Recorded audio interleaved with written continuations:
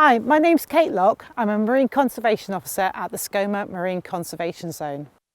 Pembrokeshire is an important area in Wales for grey seals. An estimated 1,200 are born here each year on our remote shores.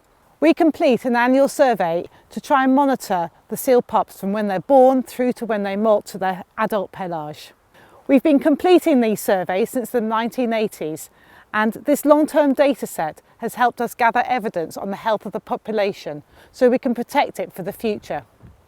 We record when and where each seal pup is born, and then we try and follow the fate of each pup by visiting the shores every 2 to 3 days, and we can follow their development from when they're born as a small white fluffy pup to when they first develop into their adult pelage.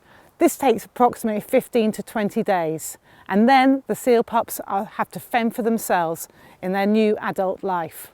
An average of 75 to 80% of seals will survive to this stage.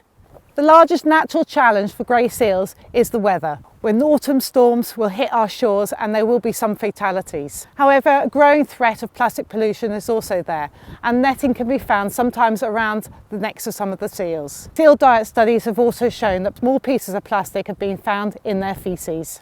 Grey seals are a joy to watch, and we have a great leaflet that can help you do this and shows when and where you can find the seals, and also how to do it safely without causing disturbance.